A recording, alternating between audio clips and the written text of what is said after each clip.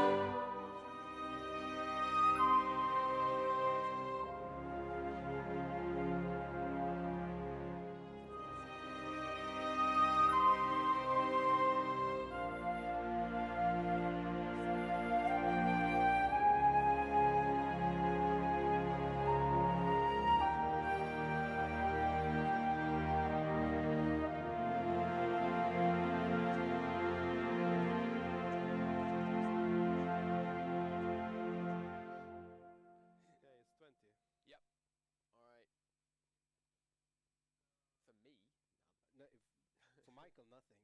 I have those screenshots.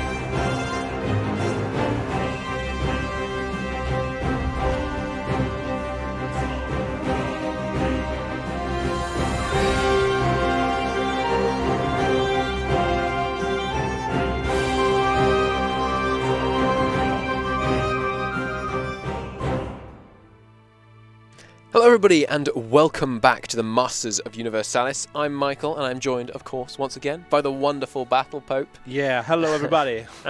Who is not Starnan, as I incorrectly said yesterday. Sorry about that, chats. Come on. We are also joined by the wonderful Aldrahill and Florryworry, who will be taking on the Eldorado challenge for us, one which by this point should need no introduction. But if it does, they're playing as Kilwa and they're trying to get as much gold as humanly possible in 30 minutes. I'm banking on a Mutapa win, basically. I mean, Mutapa, so far, they've got about a... what is it, like a 40% win rate? Yeah. I don't know. Mutapa is doing pretty good, actually. They certainly are. Really like Mutapa. Let's see what is going to happen today. We'll see if they can keep it up. Let's hop into a channel with our wonderful players and get this show on the road. Hello, Aldrahill. Hello. And hello, Florry. Hello. Are you ready? Yes. I'm going to mute On stream. your marks. On our marks? Already? We will give you a... remain calm. I'm not calm. Remain calm. The world is safe. Mutapa is not that Should I scary. put a timer up on my stream, by the way? Are you guys going to do fine with the timer? I mean, we have a timer. You can feel free. We'll be pausing you when you get to the end. Okay. Oh. But your time starts in 5. Oh, God. 4, 3, 2, 1, go. Go. Try Oh and my remain God. calm. Okay. All right. Clearly, Aldra is already off to a good start. He's suitably afraid of Mutapa, I think, is the... I mean, Mutapa is proven to be the black beast of this challenge here, with an actual pretty good rate of killing people. They really have. I mean, I have been told from my sources, which my sources have told me that Florry has achieved 50 ducats 50 in test runs, but test runs are not multiplayer. You can pause with the space bar, which is a surprising difference. Yes. How much easier that makes it. And he'd be able to 5-speed more easily as well. So we'll see whether he can get anywhere near that. The record so far is 29 point, I think it was 7 that we saw yesterday. It was pretty impressive. But there it is. Okay. Yes, both of them actually started with the normal move of actually grabbing one province from the vassal. Interesting. We were discussing that yesterday. No players have actually employed that so far. Yeah. It means they're going to be able to justify directly on Mutapa, who on my side has not allied Makua. That's interesting. That's a divergence from yesterday. Oh, here is like allied with Luba and Timbuktu. Oh my god. It really makes you want to say sorry for the Timbuktu, names. doesn't it? That's interesting. So Mutapa not allied with Makua in either game this time. Yeah. Yeah. No rivals for Florry, so it doesn't look like he's going to go for some kind of humiliation strategy. Who's he spying on? We have Mutapa rival here. Oh ho ho. What? A Pate spy network is being built. I think I know what that means. I think Florry is going to go with Baddie for that 10% goods produced. Yes, Florry. That's what we want to see. That's excellent. So nice, if you can, nice. So to explain that a little bit for chat, if you are smaller than 100% war score for the full annexation of your country, which Kilwa is, you can make AIs change your religion. And so I think that's what Florry's going to be trying to do here. He's going to go to war with Pate, get 100% war score, so the AI will accept any peace deal, almost any peace deal, and then he'll have Pate enforce religion on him. I look forward to seeing that. That's going to be pretty cool. We haven't seen any religion flips as of yet. But there was a lot of talking about that, actually. There's the Pate for war. Yes, indeed, there has been. It's Ibadi obviously being the appealing choice as, I think, the only religion in the game that helps out good produce, or maybe Anglican. Oh, I'm not sure about that. I'm sorry. I think Anglican may. I'm not certain though. Oh, but you are already at war. Yes, of course. Yep, Pate is falling. He's thrown his whole army in there. Oh, but Pate was joined by who is that? Mogadishu? No. Let me take a look here. Ah, yes. Marahan. Marahan has joined in. Here we are starting with a war. Here we go straight to the point. The war against Mutapa. It's going straight for that gold. Aldrahill. I mean, that's interesting because, Florry's going to have that extra 10%, but Aldrahill's going to have much lower autonomy in those gold provinces. Longer time for it to tick down, more income coming out of them. But, of course, if Florry can produce enough admin points and move his capital around enough, maybe he'll be able to get it down to 0 autonomy, whatever goes on. So, we'll see. Chat says some of chat anyway says they're rooting for Aldrahill just for the anarchy that would ensue if Aldrahill actually managed to win. Fair enough, fair enough. Look at Mutapa troops having a nice trip in They always uncolonized do provinces. that. Yes, they really love that. They just love heading on the trip north. Oh, this warms my heart. The min-maxing is in full effect. We've got the that's just large enough siege stack to siege down Pate. He can probably peace out Marahan pretty soon in order to get that 100%. We'll see. We'll see. He's not spied. No, he has got that claim on Mutapa. I'm surprised he's not still spying on Mutapa for the spy bonus for sieges, but we'll see. We'll see. He may do that yet. Chat said, I support only Mutapa. Yes. AI have won 4 challenges so far. No, this time it looks like the AI of Mutapa is not doing that great. I wouldn't be so sure. That often the Mutapan turnabout often happens. Yeah. There's already people in Kilwa there sieging down. Something I really want to see this campaign is prosperity. I want to see just one player get prosperity in one state with gold production because it's a nice bonus. 25% goods produced is a lot, but no one's yet managed to pull it off. Oh, and there it is. Has he done it? He has. Florry is now Ibadi, giving a 100% chance of new air, but much more importantly, 10% goods produced. Nice. And very, very, very nice. If he can get that scholar by getting Hormuz to ally with him, is he going to be able to pull that off? They're a long way away. It would be pretty tough. He is improving, though, so there's a chance. What's going on? I told you, the Mutapa turnabout. Oh, my God. Come Aldrahill on. being driven back. Then Mutapa. It's always the same Every thing. time. Every time. Mutapa, it's because they do that switch, right? Yeah. So Kilwa comes in and sieges Mutapa. They go north, and then when they rally up, the player gets complacent. They see their carpet siege going well. They let things slide, and you can't afford to do that. Oh my, they're already sieging up here a lot. See. That's definitely not good. Let's see what is going to happen. He's got the numbers still to come back from it. And of course. What we haven't seen yet so much in this challenge is anyone really go for the loans, but you absolutely can do it. I mean, Florry is in traditional form. He's already 286 ducats in the hole. What is he spending that money on? Wait. I know. Oh, we have a battle here. Number 1. Oh, that's going to be a big one for Aldrahill. Oh, but they actually got out just in time, it looks like. But they're going to take that fight. Has he got the maneuver to negate the crossing? No. It looks like he didn't think he did. He's pulling out. He doesn't want to go 11 versus 12, though. It's almost even numbers. Yes, but we'll see. We'll see. What? How is it going? So Fala is colonizing? What? How did... Wait. How is that happening? What? Am I... Chat, explain this to me. How is Safala colonizing? It's an event, probably? I guess. This place has a 6% chance to be gold. It's an event. That would be real luck, actually. My God. Oh, and there's the Mutapan War. Oh, against a fairly sizable coalition. Yeah. And, no, Kilwa's going to get sieged. Oh, but he put a fort in it. So there we go. Less chance of losing those prosperity ticks up in his capital. Nice. That is amazing. That was just a random event. Jeebus. That is lucky. How's it going? Is Aldrahill turning things around? I'm looking at this war score. We're going like negative because but on they're numbers. basically sieging everything. But no. But yeah, we're doing quite well here in Mutapa, but we are basically completely sieged down in our homeland. Florry is facing a coalition with more than double the troops, though. It might be a... Ooh, I mean, that's are we going to see Florry fall to the AI? That would be quite a stinging defeat. We will see. Oh, good Lord. What do we do if they both get annexed by the AI? That would be bad. But how is it going? I mean, in there? It's pretty close. Florry is, as I said, in typical form. He's ratcheting his way towards bankruptcy. He's only got 8 loans left, and he's losing about half a loan a month. He's just got... If he can piece out a couple of these secondary participants, he might be able to turn things around. But that's pretty painful.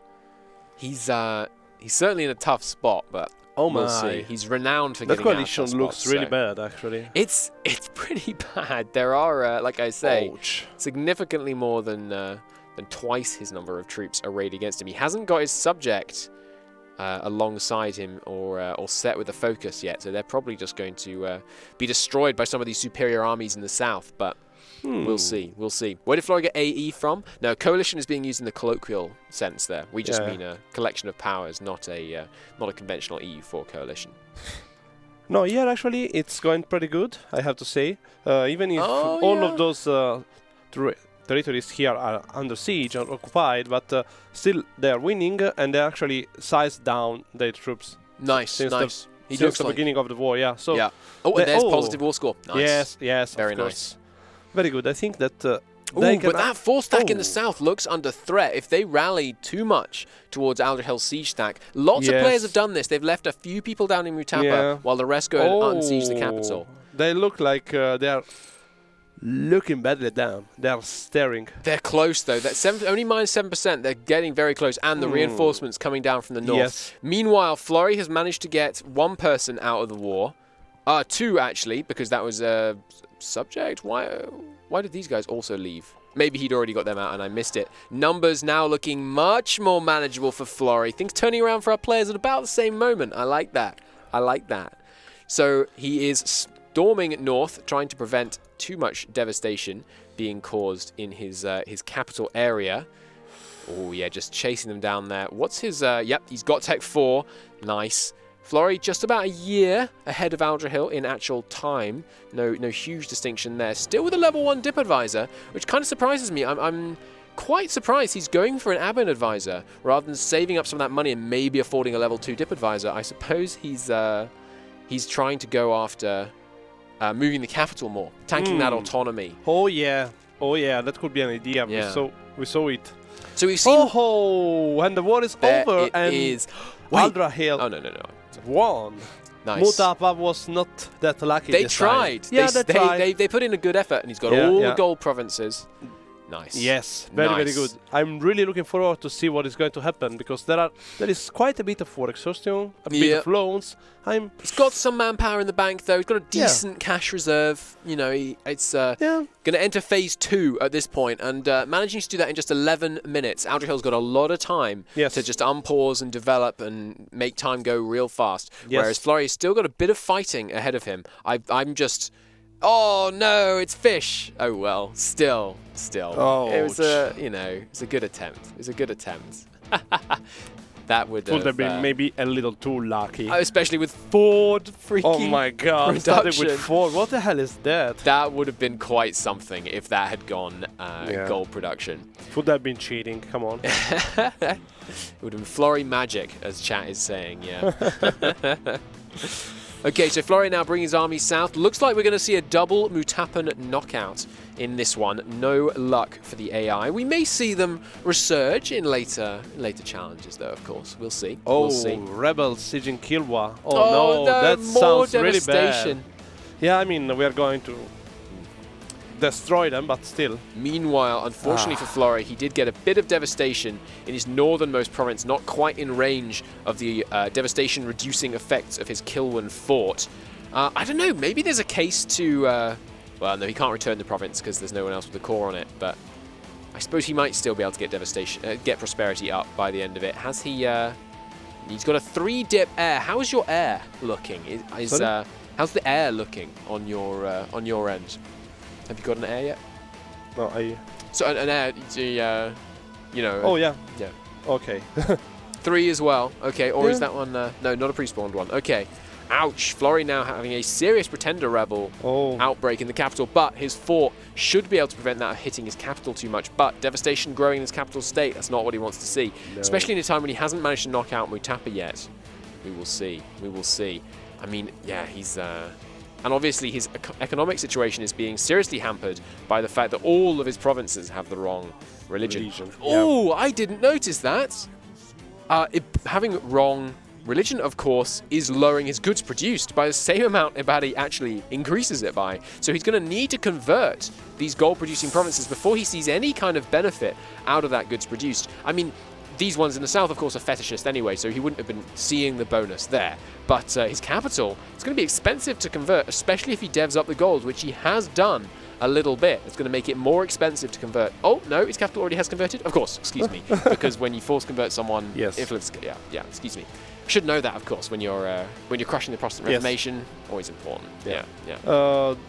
How are numbers looking on your side? I mean, here we have a solid 3.01. There goes the peace deal, which means I can tell you now, only 0.95. His capital did fall to those pretender rebels. That is true. So he's in a bad spot there. That's a lot of pretender rebels. Probably going to let them enforce demands, if I had to guess. Oh, God. Rebels are, about to enforce demands. Some separatists moving their way towards enforcing demands. And he will break. His entire country will break. Oh, but those separatists is not really a problem because it's just for the province that he took for good point. taking the claim. So good point. We don't really care about that. But the rebel-breaking country, we certainly do. If he loses just 2 more provinces, he's going to be in danger of that. Oh, my. Oh, and there goes some of his army in the south. I suspect he wants the pretender rebels to succeed. Only 19 more months. So he just has to stave off that breaking for 11 months. And of course, if he wants to stave it off completely, he can just declare war on anyone, really. You know, he could just declare a no-CB war on freaking Vijayanagar, and that would be fine if he wanted to just stop that. Show stats on the pretender. Good point, chat. Good point. He has a 4-4-4. Nice. And there he goes, enforcing his demands. Oh, wait a minute. What? And then immediately going away again? What? So, Florry got a 4-4-4, and then an event, I suppose, because he immediately switched to a 3-1-3. I'm not understanding what is happening there. I have no idea. I mean, we might have to ask him about that. I imagine there's an event that fires to bring back maybe Al-Mazlum is the Kilwin royal family historically or something like that. It was an event, was it? Cool. By the way, chat, there is a multi-Twitch which may or may not be helpfully linked in chat. So if you want to watch all of the perspectives at once and you can see what's going on even when we can't and fill us in, there is the link. Then you can do that at that link and watch all us and both participants simultaneously if you would like. It also helps you jump between the chats, which is handy. He's got the Enforce Religious Unity pop-up available. I mean, you know, losing that 4 guy, pretty bad, but in 20 years, he would be able to abdicate in favor of a 5 dip, which is pretty good. I don't know. Has he made his ruler a general? He probably wants this guy to die. He hasn't done that yet. Now, we've seen one kind of, big rebellion facing Aldrahill there. Oh, my God. That's not very nice. That is pretty challenging. But he's managing to put it down fairly easily, it looks like. Yeah, and also we are almost finishing core in those provinces. Finished, yeah. Aldrahill looks like then, autonomy is 75 and it's ready to be couple of years ahead of Florry on those cores, it looks like. Yeah, let's see. I mean, Florry's still paying his army here. Not quite sure. We have Ibadi Zealots. That's maybe interesting. Where? Let's check. Yeah, it's Zanzibar, isn't it? It's going to be Zanzibar. Yeah. Yes, there Zanzibar. It is. Has he lowered autonomy in Zanzibar by any chance? Has he got a missionary that's not being paid by any chance? Yes, he does. Look, there it is. Nice. So Florry is converting to Ibadi in the more damaging way, not going for the Pate strategy. Pate no longer existing. I should say Pate with the mic slightly further away from my face. The Pate maybe having been annexed in Aldrahill's game, so no longer being an option. The players today, asks chat, the players are Aldrahill and Florryworry, who are currently taking on the Eldorado Challenge. They're trying to make as much money as possible in 30 minutes, which so far is going pretty well. They've both managed to do better than some players in previous challenges in that they have at least secured the area. Better than Mutapa, actually. Finally, there was one game in which they were not easily, but at least they were managing the war pretty well, and they didn't manage to lose that war. Yeah.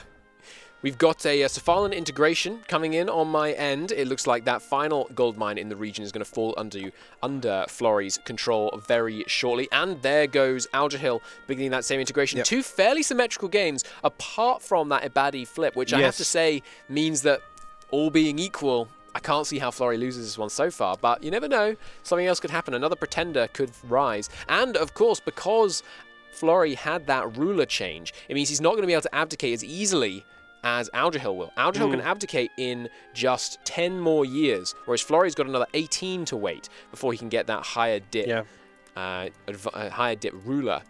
I'm still, Aldrahill. Florry is still running a level 1 military advisor. I don't know why he's doing that. Can you show current gold income? Of course. Florry is up to 7.58. Wow. Only 20 minutes into the challenge. That's pretty darn good. He's got to see that rise substantially if he's going to get anywhere near the dizzy heights of what we've seen at Max so far. How is Florry? Aldrahill is actually at 2.68. 2.6. What's happened? Is I'm 3.29, 3.53. Oh, nice. I think that Cranking it. the autonomy is basically going down, down.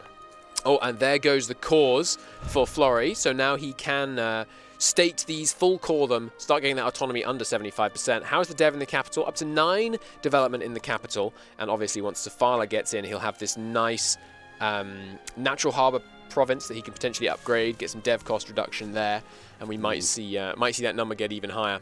50, by the way, I don't know. 50 is going to be pretty tough. Whose challenge is this? Good question, chat. We hadn't told you that one. This is Aldrahill's chosen challenge. So obviously expecting, you know, all being equal, a slight bias in favour of Aldrahill, but haven't seen that yet.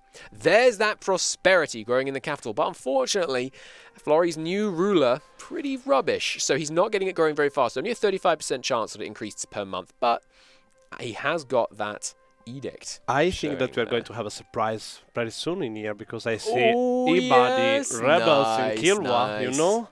I'm pretty sure that this is like the other way around to actually flip religion. Looks like it, looks like it. Ooh. I'm also seeing Florry using that monthly autonomy edict, which I don't believe we've seen thus far in the competition. He's even using it in a province with no gold. Oh, he could now accept... No, that's heretic tolerance. He needs to get 50% of the country flipped first, And interesting thing to remember, when you're doing this strategy where you flip yourself with rebels, de-siege the land they own first. Because if you accept their demands and they have land occupied, that's 10% autonomy in those provinces, and you do not want that. Of course, in this situation, they're likely to siege down areas that don't actually have gold in them apart from your capital, which obviously can't have higher than 0% autonomy, so not likely to be too much of a problem for you, but we'll see. Florry is now drilling his army. Yeah, nice. I can only assume that's on autopilot. He also has mercenaries raised. Is he just running on autopilot, or is there some strategy there that I just don't see? I don't know. Here I see that there is no maintenance, for example, for man. Yeah, I mean, that's what I'd be doing. That was like the very good strategy that was used in the other challenge, the one about manpower. Yeah. Not paying soldier. I could be missing something, but... And there goes the integration of Safala. Safala is one of those provinces that Florry will have to convert unless he wants to see... and there goes the missionary. Unless he wants to see a problem from the fact that the local religion is actually going to be hurting his goods produced by 14.8%. Looks like his tolerance for heretics has gone down a little bit. We'll see. I see that basically the same is happening here. Safala is finally under the control of Kilwa here, so Aldrahill can... and will most likely convert this one. And it looks like he has... and he's now about, isn't he? Yeah. Nice. Look at that font placement on both Kilwas. Very, very small font placements. So, Florry is... He has indeed made his ruler into a general. And he's got it standing in a province. Oh, that's why maybe he's drilling. No, he got a recent uprising, but... I think, chat's saying he thinks he's trying to kill the ruler. Yeah, that makes sense, but unsuccessfully, unfortunately, for him. That guy just refuses to die with 5 shot. Goodness gracious. Oh my goodness me. Florry just took out about 100 loans. What? How is he taking so many? It's the gold income, I guess, yeah. Okay, well, Florry has 3,000 ducats in his hands. Is he going to be pumping it into Diplo? It looks like he is. There goes that diplomatic development. Maybe the center of trade. Quite possibly. Yep. Center of trade upgraded in 1. And a world port in Safala. Wow. It looks like he's not going to need to move his capital to any of these inland Mutapan provinces. So he's probably going to move it to Safala, because Safala has 56 development. Pretty high. Oh, can invade... Oh, no, sorry, that's propagate religion. I thought that was the invite scholar. Has he managed to get the scholar? No, not yet. And he's no longer trying to improve with Hormuz. So I guess he gave up on that particular alliance.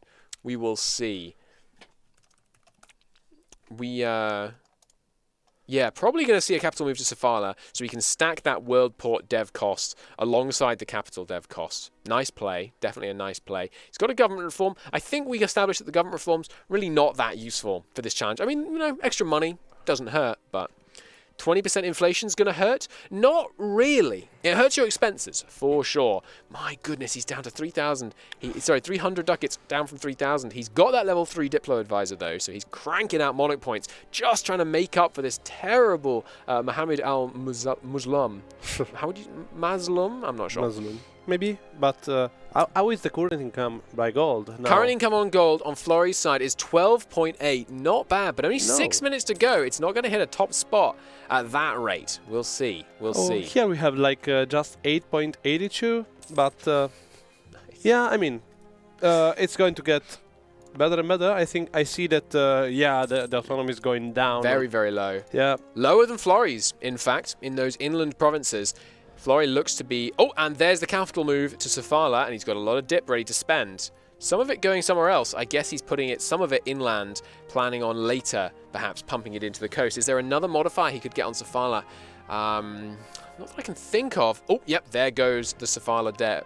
No, none that he could rely on anyway. Yeah. He's also got a mission fulfilled, which did he activate that on Sofala? He did. Growth of the capital. He strategically used in the lower development province, down away from Kilwa, where the development cost would be lower, and therefore he'd get more out of that bonus. That's a very good strategy, actually. I see that here there is no capital moving so far. Not yet, no. And yeah, he does have the admin to do it though. If Aldrahill wanted to switch to that, you could actually do that for everything. Yeah. All right, up to 22 ducats gold income with 5 minutes on the clock. That was a speedy increase. He was clearly waiting for that capital move before he pumped it in. Damn it. Aldrahill is lagging a little behind with a 9.76. Yeah. I think that, I mean, it's still doable to reach that amount, but... And there we go. He's switched his strategy. He's now tolerating heretics, which means he has eliminated that goods produced, which I believe is minus 10% per -1 tolerance. So with positive tolerance, he's all good. Nice play there. How has he got that tolerance? What's he... just from heretic tolerance? What's that? Oh, has he taken... no. No, maybe it's... yes, accepted the demands from rebels. Right. Yes, good point. Good point, of course. Oh, that's great. So he fired those rebels specifically to lose to them and then get that tolerance. Wow. Man, that is a good play. Yeah, I like that I think the numbers are even higher now. Yeah, he's up to 24.4 now and still rising. He's just cranking out as much dip points as he possibly can. As many dip points in those last 4 minutes, 20 seconds. What is the current record of points in there? 29.7. 29.7. He's closing in. 24 now. He's getting very close. He's cranking those loans again, maybe trying to push for that level 4 dip advisor. I wouldn't be surprised if we saw this any minute now. Ooh, maybe. Very bad roll on getting that new general, that new ruler. There it is. There's the level 4 dip advisor coming in. And is he going to be able to get down to 0% autonomy? Not quite. It looks like on some of these internal provinces. It's going to be very close. How's your internal? Down to 5.7%. Yeah, very good. It's very, very good, but it's not enough to actually reach that amount of money that Florry is. Florry's dev strategy has really been very good, pumping that money into the advisor and getting those ports upgraded. Oh yes, I saw like hundreds of money. I think that some loans kicked in. And more and more and more. And there's the spend down, so he's probably got that advisor Aldrahill as well. But of course, advisors, they're not something you can just pick up at the end and think they'll carry you. You've got to have them consistently getting those points as you go through. Florry spending some more money there. I'm not sure what on. It's got some pretty bad modifiers, but... Oh, but look at these. Botswana and Zimbabwe are actually already Ibadi. Oh, nice. But the autonomy's gone up. Did he give it to an estate? He did. Oh, damn it. Oh, but that's a loyal merchant guild. We were talking about this the other day. Which means it does give a plus 10% goods produced, I think, is what we were But I don't remember if the goods produced are actually related to the gold. They are, for sure. Okay, perfect. Yeah, its production efficiency is not affected any. Ooh, look at this, 17.05. Very nice gain. If he could keep up that rate of gain, which, I mean, I must say, I suspect he can't. But if he could keep up that rate of gain, he'd overtake Florry. Florry now at 27.3, approaching that record. But so we'll see. Aldrahill still has more than 2 minutes to Oh, actually... 21 ducats! What did Aldrahill just do? I 22 don't know. ducats! Look, it's going to be close. I kinda love how all the provinces are doing basically... Oh, it's also there. Yeah, all yeah, provinces very similar. Are basically doing a Well, pretty that's good what you job want to in do, getting isn't it? gold. With your golden, you want to keep it relatively exactly. flat so that you can minimize those dev costs. It's getting very close here in the final minutes. Oh. We will see. It's up to 23 or very nearly 20. Yeah, now 23 versus 27. Wow. It's so close. And Aldrahill, he doesn't have any dev left. He might be able to get 1 or 2 more clicks Oh my god, out. a looming disaster. Oh, he better not get that plutocratic coup. Okay, we don't care. It's not going to fire. Florry does have some Diplo points sitting, waiting in the Merchant Guild. 1 minute and 30 seconds left. He probably wants to push them right to 100% and grab it just at the last second. That will be my suspicion. But we will see. Getting incredibly close. Florry breaking the record now. 30.21 ducats from gold. Wow, that's impressive. Aldrahill still gaining. It's going to be close as we enter what looks to be the final minute of a very close competition. This is the closest we've had so far by far. But yeah, I think Aldrahill giving those promises to the estates, I'm just not sure about that one. But Florry could be in trouble. Mutapan separatists on their way to firing at 70% with a 20% chance to roll out each time. If he lets those fire and siege down just a single province, that's his lead. Everything will change, that's his whole lead. Yes. But and we have 40 seconds, actually. Does that have time in the last 40 seconds of the competition? I don't think, or at least this round, don't worry. I don't almost know. 24 here. 24, still 30, 31. There's another dev tick. That's a lot. Has he grabbed those Diplo points? He has grabbed the Diplo points from the Merchant Guilds, pumping those in for just that last little bit of income. 20 seconds on the clock, and he's harsh treatmented those rebels. He spotted the risk, and he dealt with it. Nice play there. He's, what are we looking at now in terms of dev? Yeah, very evenly spread, just looking at kind of hovering around 9, 10 development in most of the provinces. As we enter the final 5 seconds, get ready to pause. 3, 2, 1, hit that pause button. And that is the final score. So what have we got? 24.48 for Aldrahill, but very, very good score. I think the second highest we've seen in the whole competition, but couldn't take on Florry's 32.47. A very powerful demonstration from Florry in the first round. It was great. I mean, it was like, I think, the best competition on this challenge here. Yeah.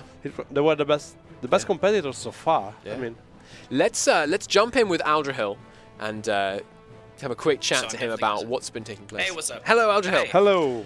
Aldrahill, I'm overjoyed to tell you that you got the 3rd highest gold income we've seen in the competition so far. Hooray, I'm ready for the Which is butt. very good. The but is that Florry got the most gold what'd he income that we've get? seen in the competition so far. He got 32.4. It was very close. I'm happy with that. 32.4. Yeah, you did extremely well. Yes. Like I said, you know, if you'd... there was just a couple of things where it was so very close. You both flipped it baddie. You both had identical peace deals. It was an extremely similar game in a couple of ways. I tested the peace deal a bunch of times. Nice. We saw some weird stuff going on. You almost had what we've taken to calling the Mutapa turnaround, where you siege them down, they siege you down, and then it all went to hell. Yeah. But looks like you managed to turn it around there, which was excellent play, obviously. Well, congratulations on your very high score. Very, very good. We look forward to seeing your display in the next challenge. Me too. Which will be the outside contender, which I'm looking forward to. Yes. All right, let's have a chat to Florry. See how he feels after. Florry! Hello. How are you doing? Hello. Congratulations, you won that one. Thank you. It was close, though. It was very close. Yes. Yeah, we were so concerned before you used that harsh treatment at the end. If even one of your provinces fell to rebels there, to the Matapan separatists, Did it go down? Yeah. it could have been very close. Yeah, he's declared bankruptcy. Okay. We'll take the score from before you did that, though. You did take the highest score in the competition so far by, I think, 2 ducats, 2.5 ducats. Yeah. Which was obviously very good. Yes. Let's anything to say about that one? The Pate strategy worked, you know, just as has been talked about how it might play out from yesterday. It was very looked well. textbook. Yes, I was concerned when when I saw the coalition of forces against you with Mutapa, there were perhaps more than the normal roll would array against you. They clearly weren't happy about you going a baddie. No, I think Mutapa gets buffed in these things, man. It's, they had a 3-star general too. That can't be a coincidence. Oh, I didn't see that. Yes, they did. That's fantastic. They did. All right, well, we'll see you very shortly in the next one for the outside contender, your pick. Oh. And I'm sure chat is expecting greatness. We hope to see some very Eastern nations played. We'll see, though. We'll see. I'm pretty curious and excited about what is going to happen in this challenge, because yeah, we were listening to people saying a lot of things like, oh. I'm curious to see the picks. Yeah.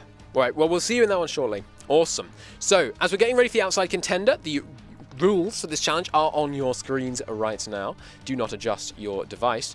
We will we'll see what nations they pick. That's the really big thing about this challenge. The thing that makes me really like it is the fact that you just don't know which nations they're going to go with, and it makes such a huge difference. Previously, the nation we saw play was the Ottomans. We had a double Ottoman play. But I think Florry, he's an ambitious man. We were talking about this earlier when the picks came out. Florry is obviously renowned for being very good at this game. He's not going to be content with the Ottomans. At least that's my guess. I don't know what you think, but I don't know, but remember that ambition can actually lead to great success or great failures. Absolutely. They say fortune favors the bold, but they don't tell you the stories of all the bold men that just, die along the way. So we'll see. We'll see. I think I won't be audibly saying what nation either of them are playing before we begin, just in case the contestants are listening because they want to, keep up with what's going on, but don't necessarily want to know what the other player has chosen as their nation. We will see what they're going to go with. Place your bets, chat. What do you reckon they're going to do? He'll do Ryukyu. Now that would be incredible. I don't think so. My guess for Florry's pick is Ming. Can Ming see Rome? They can't, right? Of course, yeah, chat. That's a good one. We should go with that. Overconfidence is a slow and insidious killer. No, it's not overconfidence. Isn't it pride? I can't remember. I'm not sure, but we will see. We will see. Ooh, he's going between a few picks on my end. Okay. There is, of course, as we get everything just hosted up here and back into it, there is currently going on an EU4 sale on the Paradox store. We have a lovely graphic for you. Pay no attention to the Surviving Mars 1-year anniversary. We shouldn't say that. Pay plenty of attention to that. It's a great game as well. But there is also an EU4 Masters of the Universalis sale going on. We've got 75% off the wonderful base game, as well as 50% off all expansions, apart from the latest, which is 33% off. So if you want to grab yourself some fantastic deals on EU4 and any of its wonderful expansions, then you can, of course, go ahead and do that. We are just giving Aldrahill a second to get this rehosted. Not all of us are necessarily blessed with the rigs that can allow us to boot in seconds, but we'll see. We'll see. Shouldn't take too long. Yeah. I am looking at Florry's nation pick, and I won't say what it is in case Aldrahill is in the chat and listening, but decided to not watch very honorably. But it's an interesting pick. You can see I'm smiling, chat. Yeah, I'm smiling. Yeah. This will certainly be interesting. It was a pick that was discussed. It might have, shall we say, an interesting early game, potentially a tumultuous early game. We'll see what takes place. But I don't know. He was flicking between a few nations in the start screen. Any of them would have been a wild challenge for sure. Well, I mean, I don't know. What do you think Aldrahill's going to? What do you think Aldrahill's going to pick this time? My bet is he's going to go for the easy play. He's going to pick either the Ottomans or like Austria or something like that to guarantee his Rome win. And then, I mean, I'm not biased against Florry, I swear, but purely because of the, we have a server disconnect from Florry. Oh my! That could mean he crashed, but it could also mean he's decided to switch it up in terms of who he wants to play. So Maybe. we'll do a quick. We'll quickly get back into that game there. I don't know. Maybe he's decided that's too ambitious. The Or nation that he maybe had decided picked. that wants something Not more ambitious to show. enough. Yeah, exactly, yeah. exactly. Maybe someone in the audience was taunting him and saying, like, "Oh, really? Why not more?" I'm seeing Aldrahill clicking on the Papal State on his side. Oh, that's a very good idea. The Papal State is Distance 0. not allowed, sadly. Yeah.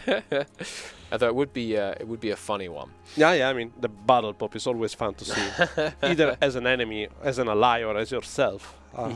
Everybody should love the battle glorious battle pope Yes. is certainly a good time. I think the easiest game to take Rome. What do you think, chat? Yeah. Let's see Europe. What do you think the easiest country to take Rome as, except for the Papal States? I would guess. I would put money on Austria. I think Austria, they can get a CB from day one. Very easy to get that CB as Austria. They can. They've got a big army, of course, with the huge manpower bonus that they get from being the HRE. Yes. Ottomans or Austria? Well, the Ottomans, they have a harder time getting there, right? They have to dominate the seas and then the land. You know what? Provence could actually be pretty easy taking France with them, because True. they have an easy time having Casus Belli because of Avignon, and then they can actually go there and try to take Rome. Okay, Chat. okay. Previously, I was smiling because I liked the ambition that Florry had on display. Now, I'm ecstatic. If this works, it's going to go down in history. I can't see it happening, though. All right, I'll just poke Aldra. Oh yeah, he's already choosing. He's moving around various countries. He's conflicted. He's conflicted. I mean, he knows that something weird is happening on the other side. I mean, so. you got to expect it, right? You got to expect it. Oh my! All right, let's hop into a voice chat. I didn't see what to pick. Ooh, what no! was speaking. Tension oh on the my initializer god! on the screen. Okay. There it is. I Hello, Aldrahill, and hello, Florry. Hello. I must say, I'm very pleased with the picks that have been taken. Hold on. I got peer pressured into Korea. My chat was just exploding like, whoa, Korea. They were putting you in Korea. All right, so Aldra, don't mess this up. If you're Ryokyo, I swear to God. He's Korea. He's Oh, actually Jesus Christ, playing I thought you were Korea. joking. I thought you were. No. Oh my God. No, I have. I mean, this will go down in history. If you can pull this off, I will be amazed. But let's see. I mean, I don't know. I don't know. It'll be quite a thing. Yeah. Nice to the thing, indeed. Or- I can't even Or- see Rome. You can't even see people that can't see Rome. There are people outside of your vision that don't have vision on the target. This is so stupid. Why did I pick?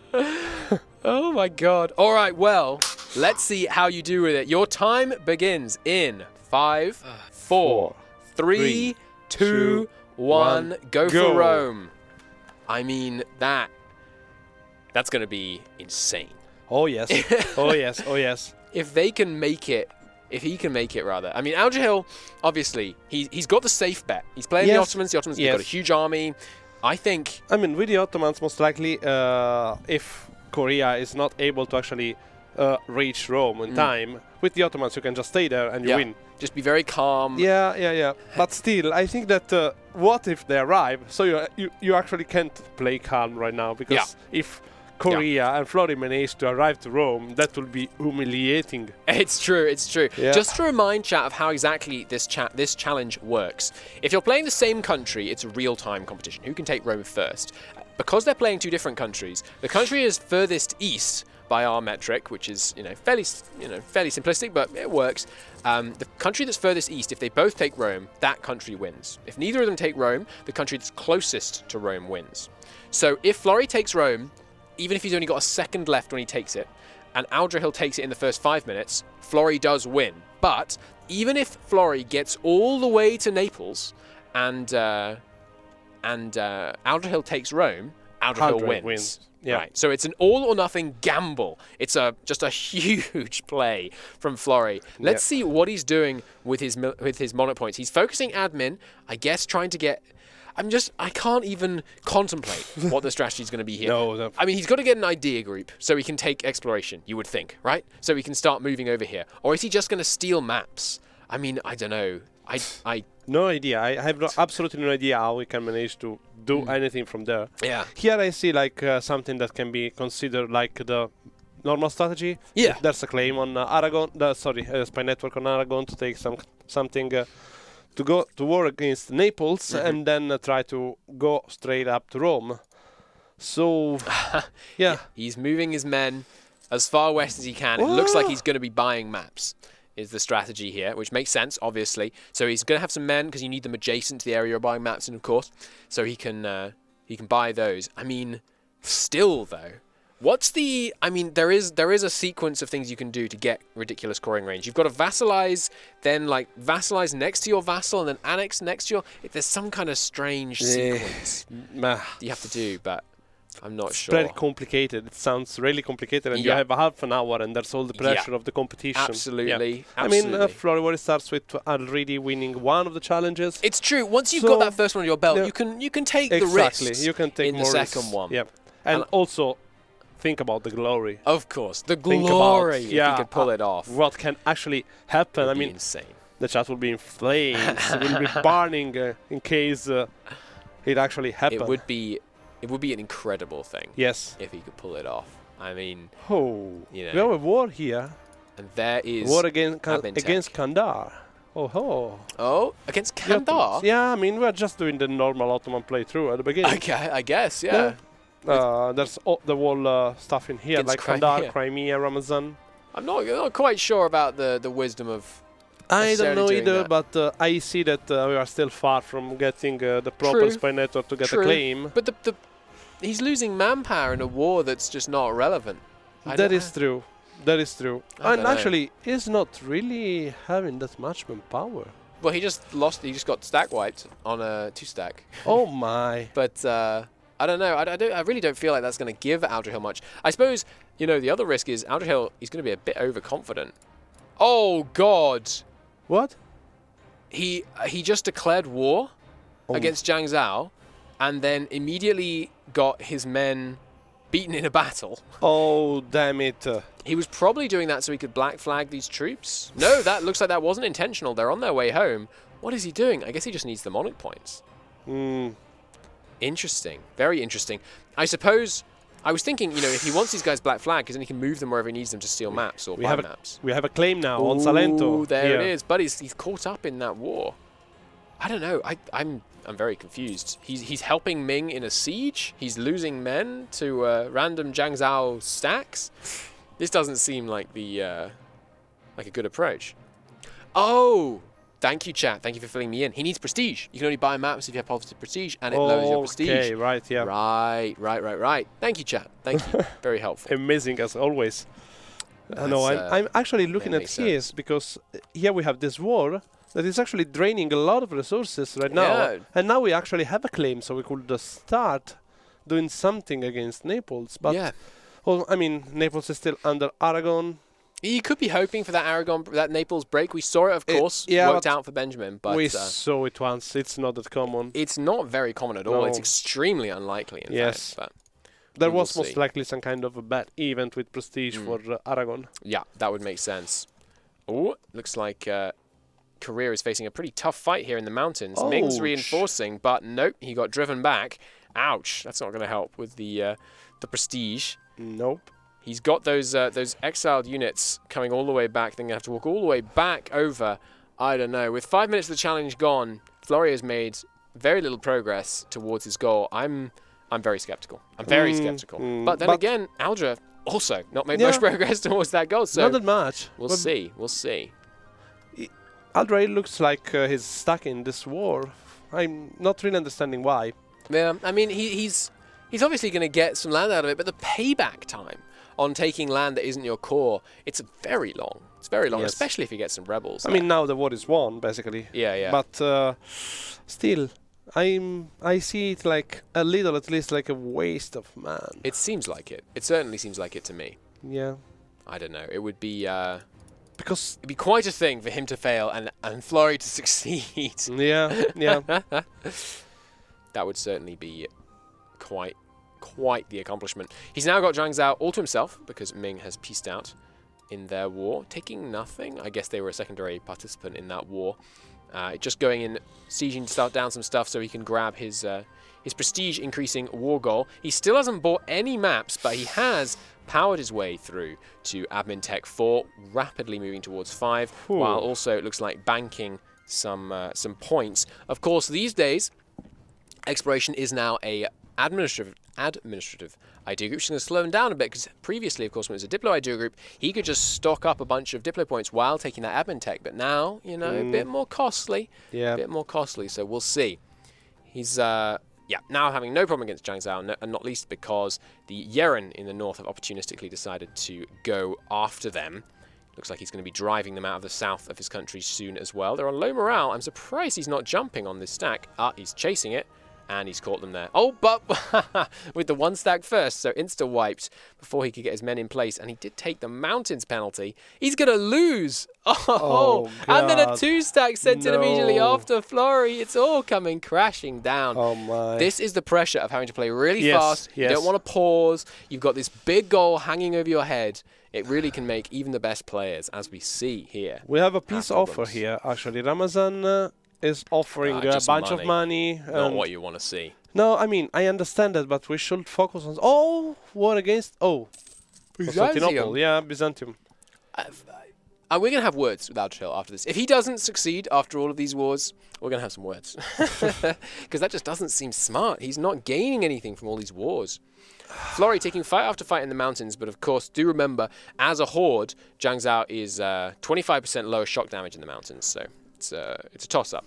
There goes the Zhang Zhao stack wipe, and he's got some nice prestige now, so he should be looking to see a map buying soon.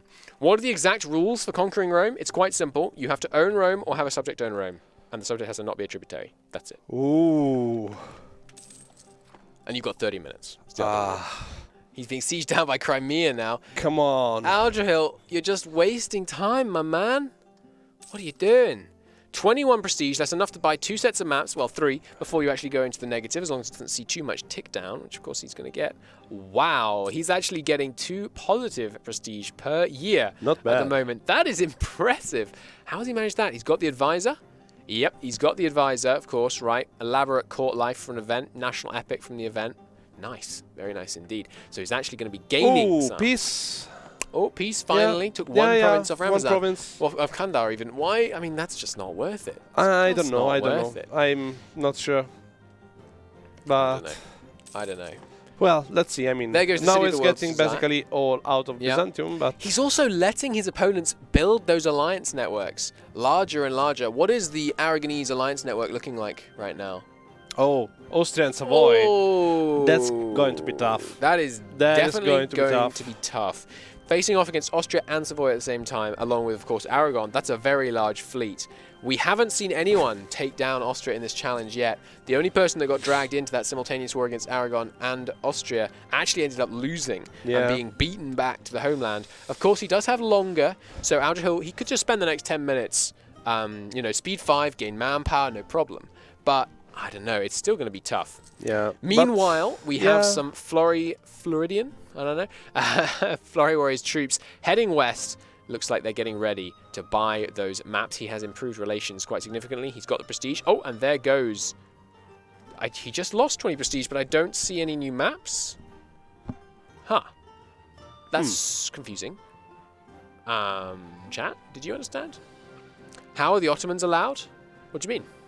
Any nation is allowed in this challenge. We have no nation restrictions at all. You just have to go as far east as possible. Peace against Byzantium. He accepted rebel demands. Right. Thank you, chat. Thank you. Ouch. Peace against Byzantium just took just city. Constantinople, yeah. Yeah, fair enough. Maybe he's going down a mission tree. Maybe that's his play. I mean, he's got the City of the World's Desire, which gives some nice bonuses, but... Yeah. I mean... Oh, okay, there we go. Transoxania not selling him the crucial intervening maps, which is no doubt going to be a problem. We'll see. Is the Papal States a valid nation? No, you have to conquer Rome. Yes. I suppose if you play as the Papal States, you could lose Rome and then get it back again. Yeah. But no, so far... Oh, okay. Sorry, I will cut off that conversation because Florry has just made a huge advancement. Look at all those maps. That is a big increase, and he's immediately improving relations with Nogai there, trying to get them happy enough with him that they'll accept it. And there it is. Exploration ideas has been unlocked. Maybe? Conquistadors are available to him, and Yes. indeed, Guai Gi has been hired. And is he in charge of the army? He is. Yes. Indeed. I actually feel like it's more doable now. I remain skeptical. I actually have that on a T-shirt, but it's also true of the current situation. Not this T-shirt. No, I understand. I mean, war against Albania. War against Albania and Naples and Rome. What? Or at least the forts are showing. No, just the forts are showing. Okay, right, because they're just nearby. And here he goes, marching through with his conquistador. Oh, wait. No. Albania, Corfu, Naxos, Siena, The the Papal Papal State, State. Urbino and Venice. He circumvented Aragon. Aldrahill, you've won me back. Look at that. How was it possible? Well, check Aragon's alliance chain. No, sorry, Albania's alliance chain. Sorry. Albania having that alliance with Siena. Siena co-belligerent. Yes. Nice. That's Siena co-belligerent is actually a great idea. Very good. Very unfortunate for him that Siena is also in the Venetian Trade League, but he can still probably pull out that war. Nice work, Aldrahill. I like to see that a lot. What I'm thinking about is why Siena, as a co-belligerent, didn't bring in the Emperor. That's a very good question. Maybe he still will? Is he... No? Check if Siena's somehow... I mean, he can't be rival to Austria, can he? You wouldn't have thought. No. That's the alliances, though. What's his rivalries? Oh, yeah. No, Austria? Austria's, yeah. No. France, Savoy, and Venice. Maybe because Venice was in the war? Venice, I think that Siena is in a trade league. People don't want to join wars in which their rivals are, right? So he maybe doesn't want to join the war because Venice is in it. Maybe. And Venice would got the call before him. I don't know. Aldra is now basically guaranteed to win. Not necessarily. Not necessarily, because if Florry gets there, even if he only has a second remaining on the clock, he wins. Yes. Because he started further east. And if you look at that, Aldrahill, he's being sent packing by a Venetian coalition. See, those Venetians, they know their way around Constantinople, you see. Yeah, look at this! Look at this! Florry has just reached the Mediterranean. Venice actually doing something in Constantinople is completely ahistorical. Oh my god, this is like... Oh, they're hired men, at least. Florry has made it to the Mediterranean, the Black Sea, at least. I mean, it's connected to the Mediterranean. Is he in Crimea? He's in Crimea. That's crazy. There. I know. Oh my god, that's... Just seeing this little path that he's taken through, it's great stuff.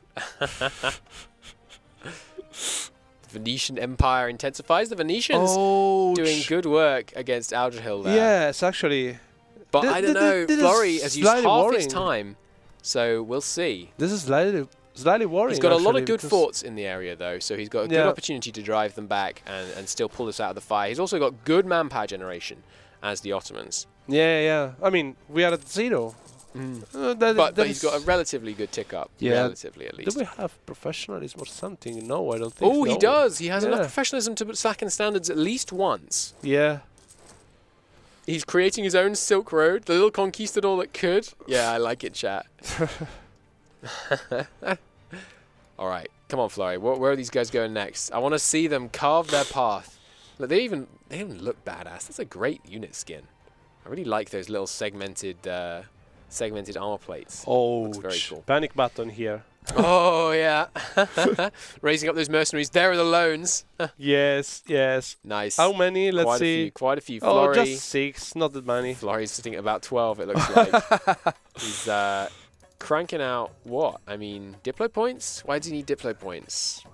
He doesn't anymore, right? Or am I missing something? Aldrahill doesn't need Rome to win. He just wins if Florry doesn't conquer Rome. No, actually... Oh, yes, true, sorry.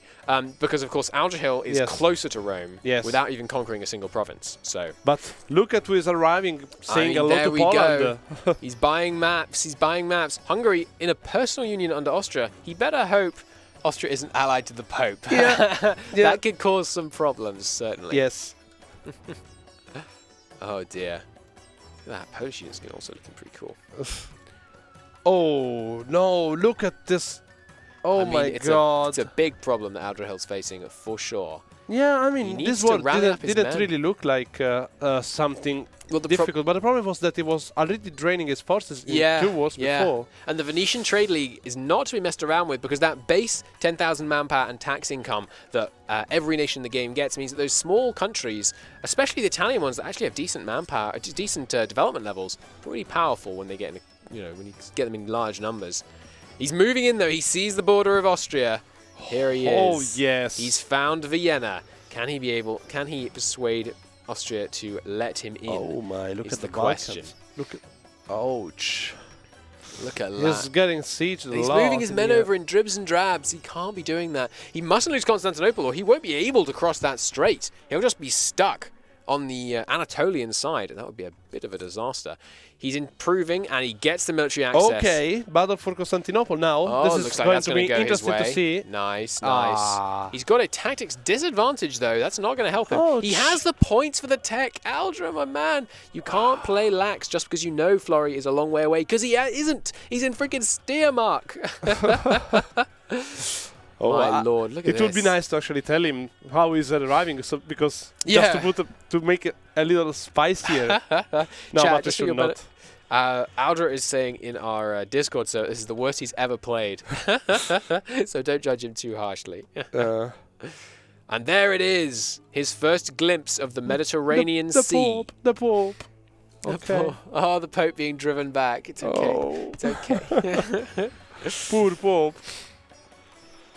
Florry has He will found his way to return. Treviso. He's got the access through Oh Venice, my. How is who's that currently losing to the possible? Ottomans. Oh, Yeah. nice. And he's heading south. He has almost found the Papal States. Here we go. And... Oh, sorry, that's Ferrara. Ferrara. Come on. Do you know Italy at I'm least? sorry, I'm sorry.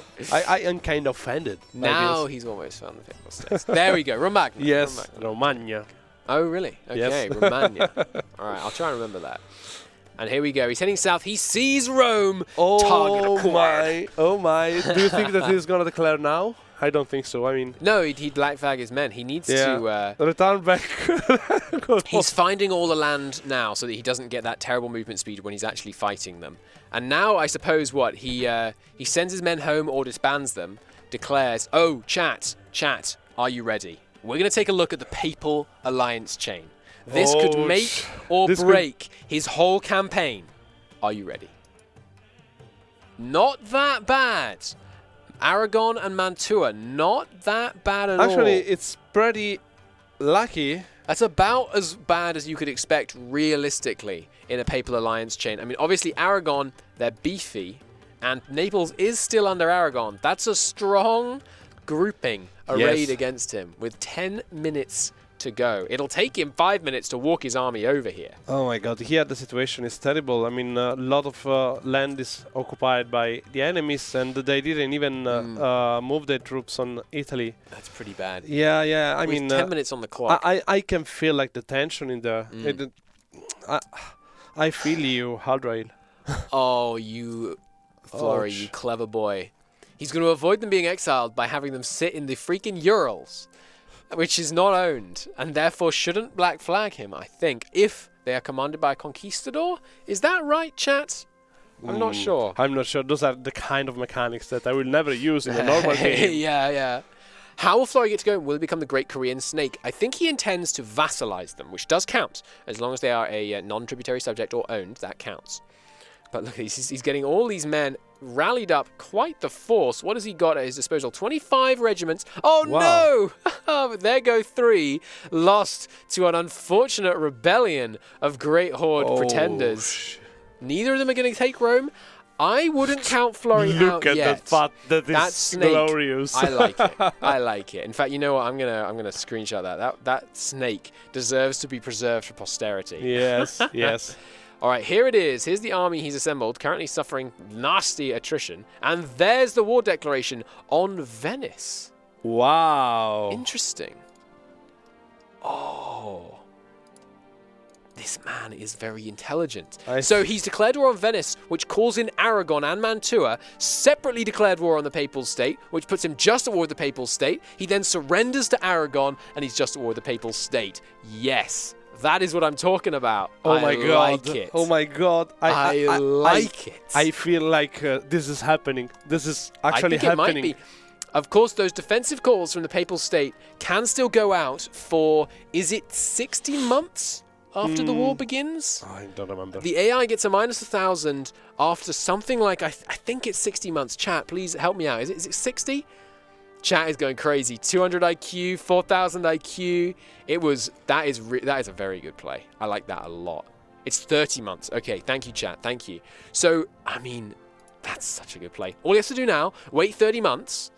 Or, you know, he can move his men over, but have his men in a position where they won't be black flagged. At the end of those 30 months, he can surrender against Aragon. And, you know, if we look, Venice isn't going to take much. He has to give them a bunch of money and pay reparations. That's it. Because there's nothing that Venice wants. And he has no cause for them to make him release stuff or anything like that.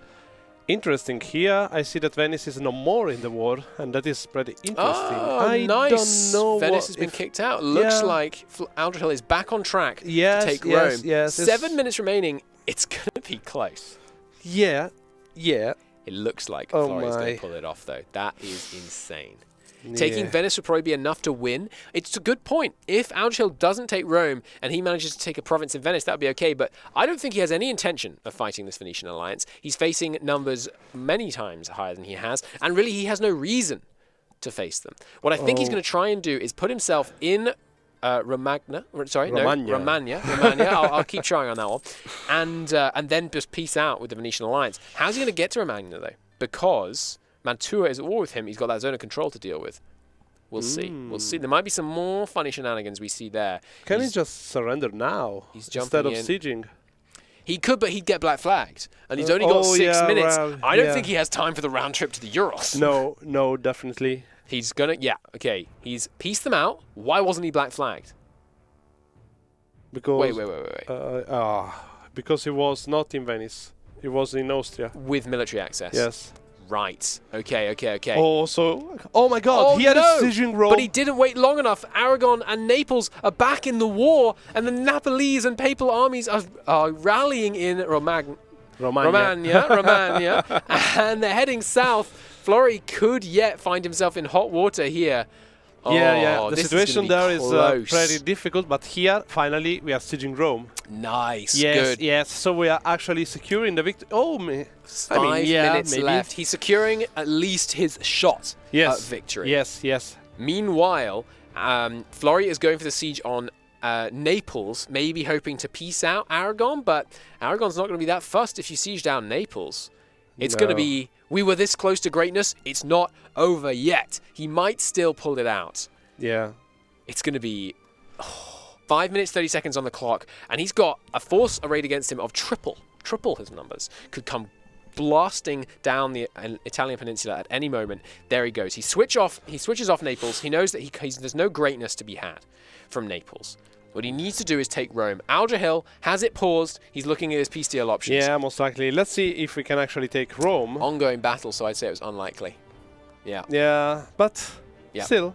He's very close. Yeah. Looks like no one's messing with him while he sieges down Rome here. What's going on? Where is the problem is that Papal it's alliance? going to be difficult to actually peace them out. Yeah, very true. With 5 minutes, 4 minutes, 50 seconds now remaining on the clock, he doesn't have very long to let anyone ramp up war exhaustion or let that length of war tick down. I mean, he's not going to be able to push it to 5 years. It's going to be very close. Aldrahill still just looking at his peace deals, not quite able to take Rome. He needs to get a move on. Honestly, even Aldra could struggle with the timings here. Yeah, still in advantage because they are here. But Iberian wedding. Yes, chat. Pray for the Iberian wedding. Get that copy pasta going. We'll see. If the Iberian wedding fires now, that would remove so much of the threat against Florryworry. Are you sure? Because then Castile may be involved in the war. No, he would just take it out of the war. Okay, perfect. He would just remove them, I believe. That is... Come on, take the pop. Oh, why it's not yet. accepting? Only -14 though, getting very close. Yeah. If he could kill that Papal States army... Oh, it's because of war score also. Oh, yeah, only 62 there. 4 minutes Siena, come on, take on Siena. the clock. Finish it. He's getting some relatively good siege ticks here. on Rome. 21%. 21%. Oh my. Supply shortage. But he's at maxed out bonuses now. He just needs to win that 21% roll. It doesn't matter what he gets. He has to get that. What roll will get him the win here? This is like really exciting this time because we are running like right up against the timer. Yeah. Yeah.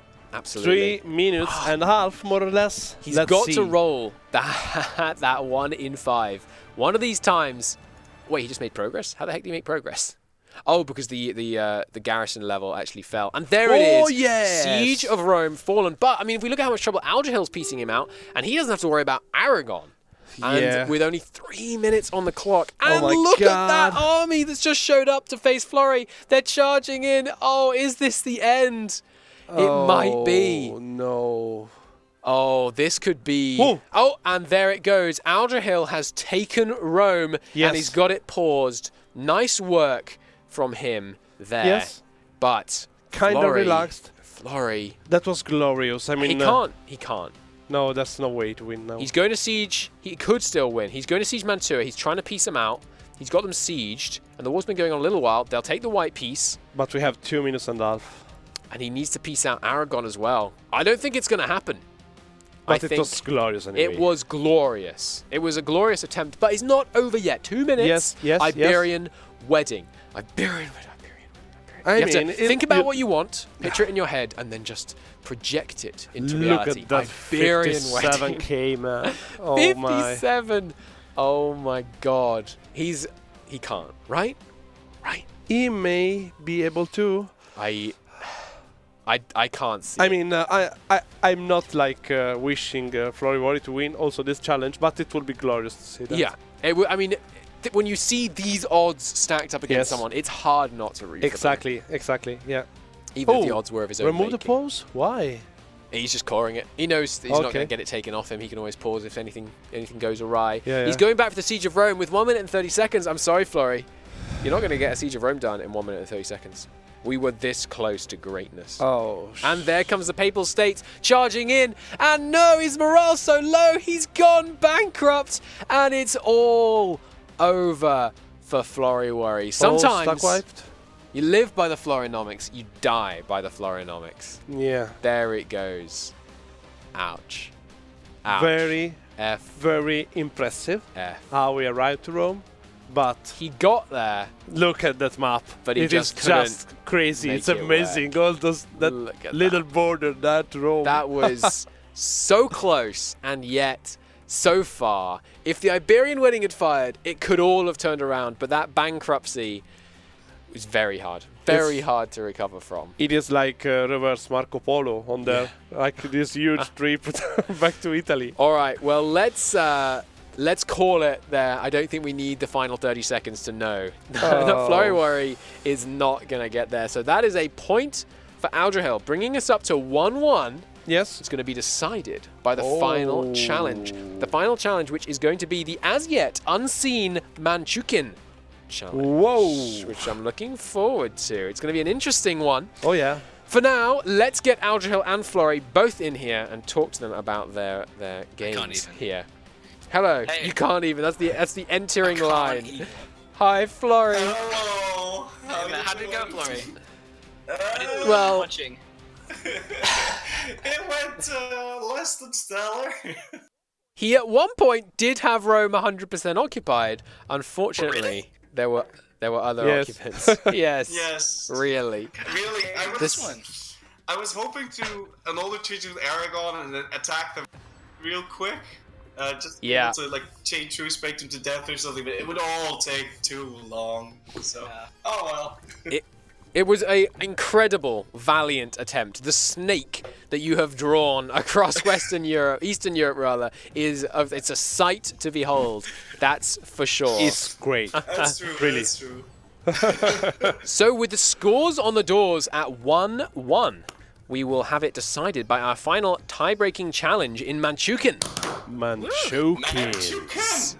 How much of the Chinese subcontinent can you take over? Remember, conquered means the same as it does in all the other challenges. You have to own the province or have a non-tributary subject own the province.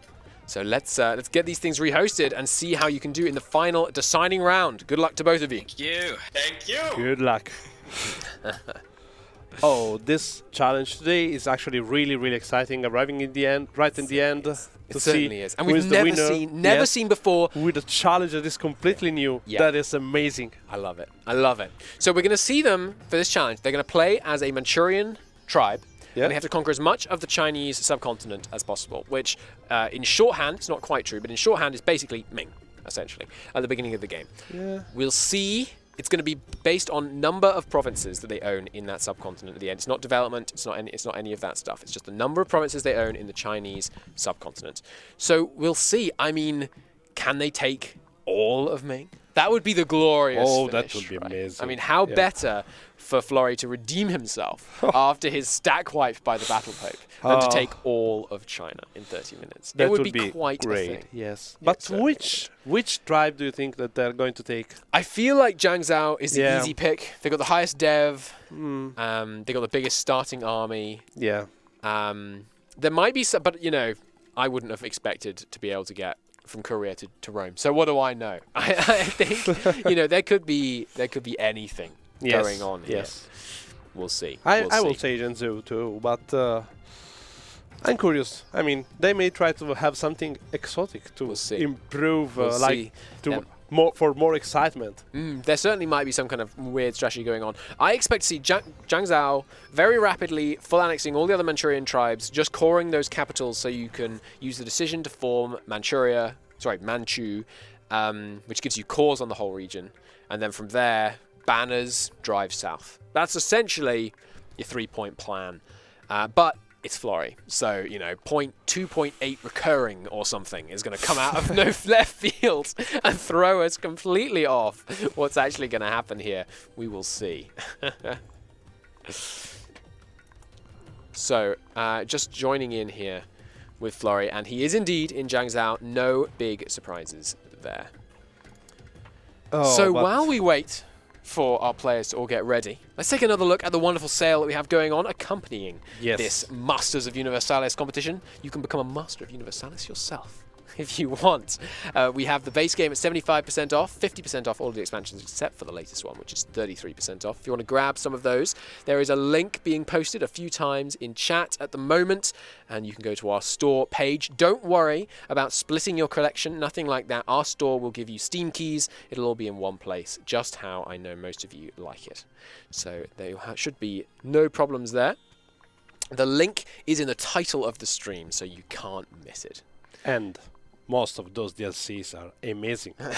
He would know. He did make them. Some of them. We shouldn't give you too much credit. Yeah. I'll get murdered tomorrow morning. All right. So what have we missed, chat? What's the other play? You form Manchu. You raise the banners. You charge south. What else are you doing? Are you releasing subjects? Are you taking the land directly for yourself and just trying to tank the overextension? I don't know. I have no idea about what strategy to use in this. The only thing I'm pretty sure is that we are going to see banners, a lot of them. The banners will be raised. Hopefully, we'll have a good saga to tell you by the end. That should work out. No coring. I mean, with the amount of time that they realistically have, I don't expect to see a large amount of coring Not taking really. place. That's for sure. I mean, maybe a little bit in the north just to get a bit of dev. You don't want your subjects declaring independence. You could get some problems. Is the third challenge randomly selected from the remaining options? In this case, I can tell you no. We're doing this one because it was the only one that has not been done yet. There's your password. The only one that has not yet been done. No. The only one that's not yet been done was the Manchukian challenge of the remaining two that were left. Because what we do is we have our players ban 2 challenges, pick 2 challenges, ban 2 challenges, leaves 2, and of those 2 remaining, we picked this one. It was between this and Art of Wars, and of course, you've seen Art of Wars already, so we thought, we'd mix it up a bit.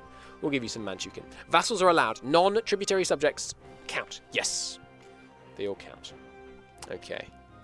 So what is the pick for Florryworry? It is Zhang Zhao. It looks like it's Zhang Zhao as well for Aldrahill. Yeah. And we'll Sorry. get this. I forgive you. You forgive me for my pronunciation of Romagna. Romagna. Oh God, I thought I got it. No worry, no worry. All right, It's so kind of difficult sound. it's not. I'm just keep forgetting. All right, let's get all our players in one place and get ready to get this kick started. Okay. This is going to be exciting. I mean, they're going to... Hello. Hello. Hi, hello. So both the non-controversial pick, both in Jiangzhou, Yeah. just connecting up with Aldrahill, and then we will kick this into high gear. There it is. All right, everybody ready? On your marks? Yep. Yep. Fantastic. Let's see how much of that Chinese subcontinent you can take. Go. Sorry, 3, 2, 1. Go. Okay. And go. Go. There was nothing done there. Nothing done before that one. I saw Aldrahill hitting his button very slightly early, but we can forgive him. We can forgive him. So let's see. I mean, they've got the CBs already, obviously. The tribal CBs are wonderful. So they're going to charge in probably Hanxi first, because he doesn't want to see it Ming grab any of it, would be my guess. But we'll see where they send their troops to begin with. Yeah. Let's take a look also at the region that they actually have to conquer provinces in. Ah, yes, good point. So as you can see on Aldrahill's screen there, North China, South China, and Xinjiang. Xinan? I'm not sure. That one in the bottom left.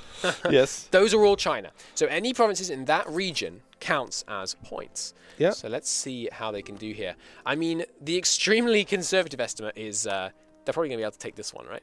Off Cochin. I have a suspicion that he's going to be able to do that. So here comes the tributary request from Ming, and Florry has not replied yet. We'll see if he accepts. The usual strategy is to accept it and then refuse tribute, but no, it looks like Florry has actually refused the initial tribute request from Ming. Let's see here. No, here we accepted. We are like and good he's guys. at war with Ming. There was no messing about with Manchu. That's amazing. He's just not messing about. He's just not wasting time. He's got a 7-14 stack of cavalry, and he's already charging in there, raiding Ming's northern lands. He's facing a foe with something like 8 times the number of troops he has, and a high mandate to boot. But he has no fear. This man is charging in. On the other hand, here we are actually having a war against Haixi, the other tribe next to there. More predictable kind of start from Aldrahill. I mean, safer, it is something that is actually doable, but there is also this lie here that looks huge, but I think it's like just a couple of provinces. Ah, I see. I think what Florry is banking on is the fact that Ming is already at war with the Oirat and their subjects. So he's jumped on them, knowing that they're going to be away, undistracted, hoping perhaps he can just grab a few provinces right away in the early game before they have any kind of any problems there. Aldrahill's going to win, says chat. I mean, it could. He could, rather. It's certainly going to be close. That, you know, everything could go terribly wrong in this challenge. This is one of those challenges where the AI... It's not like Ooh, we got the first... demand. Let's see if he gives it in.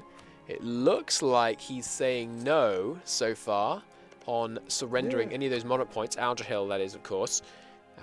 The diplomatic relations between Florryworry and Ming have somewhat broken down to the point of past the point of requests at this stage. Oh, another war! Oh my! And there's the first. Basically, Aldrahill is fighting against all of the tribes. Pretty much, yeah. All but Cochin already arrayed against him.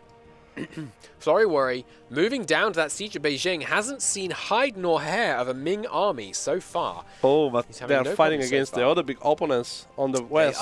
They are busy against the Oirat horde. They believed that was the true threat. Little do they know, a certain Florry demon is coming from their northeast. He's grabbed the fort. He's not splitting up his army. He's not grabbing these extra provinces, preferring the safety in numbers, it looks like so far. What counts as the China region? Well, it's very easy.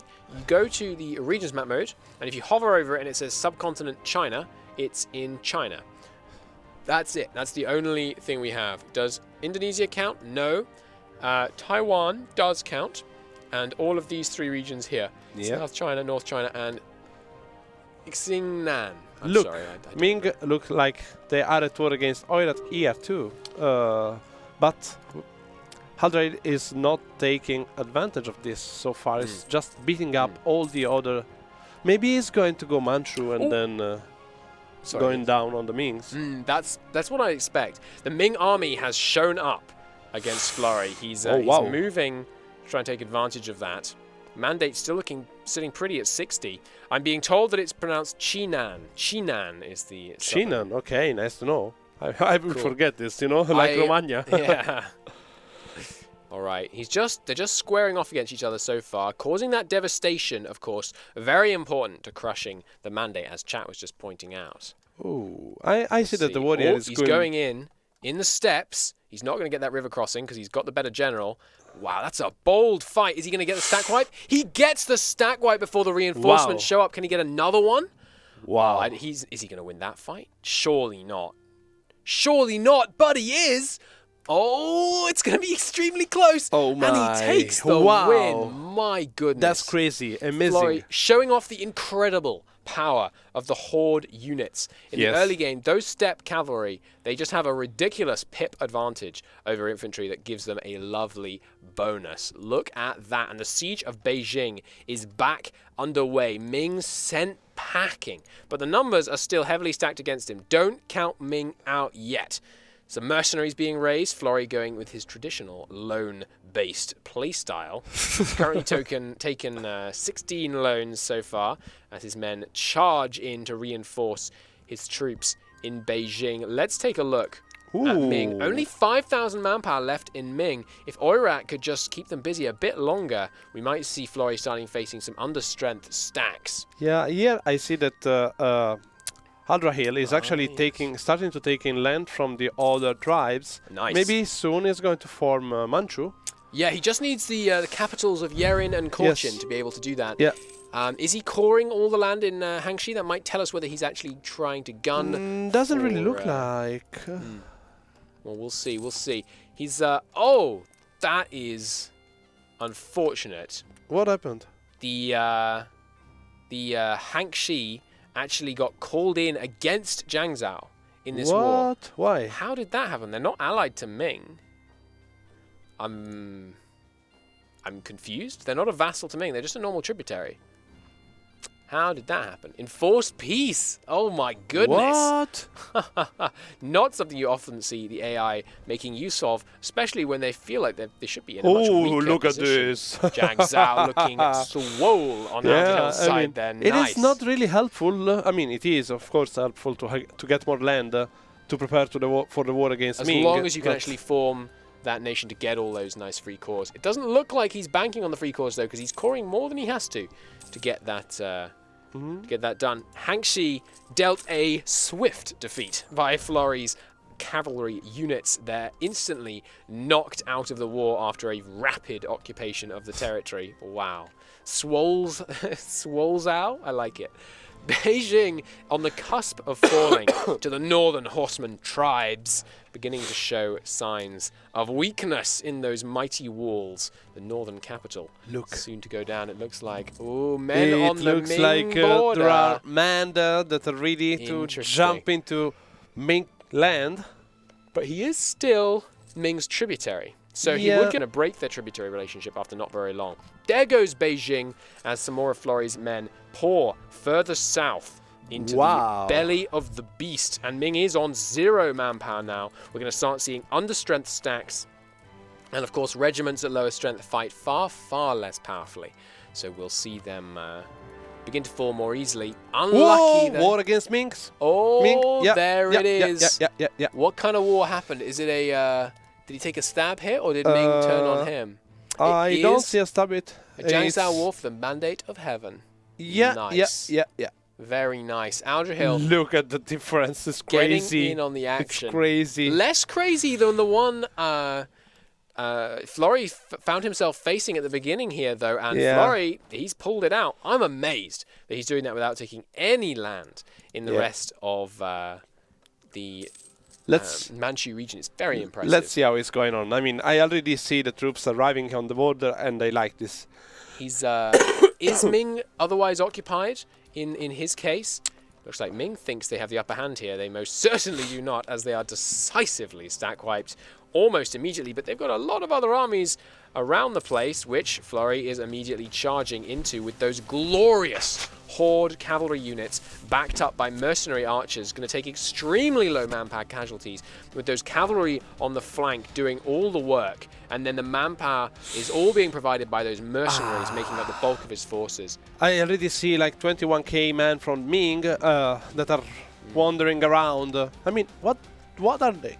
What are they doing? Are they trying to reach the cap? Oh, I rebels must interrupt because there is our first peace deal. Look at that. A huge swathe of land. 1, 2, 3, 4, 5, 6, You 7 told me you like provinces. Border Gore, and this is actually pretty That is nice. bad It's a hook. He's got his hook Whoa. into them. And there goes some more Border Gore because he has released subjects with cores in front. And he's giving extra land. He doesn't want to core anything himself. It looks like. Oh no, Minks are sieging here and there are rebels inside. Oh god, not looking so hot at Aldrahill. This is a very, very challenging challenge. So no one can hold it against Aldrahill if he doesn't manage to make too much headway in this one. Ming is a mighty, more men arriving. mighty Come opponent. on. All right, we've got a second war with Ming from Florry. No surprise. No one will be surprised by the immediate truce break that he has carried out, immediately charging down to the new capital, which has already fallen. Oh my god. Was that a naval barrage? If I'm not very much mistaken, he's trained some heavies. I do suspect that was a naval barrage to get that capital to fall extremely quickly. Nice.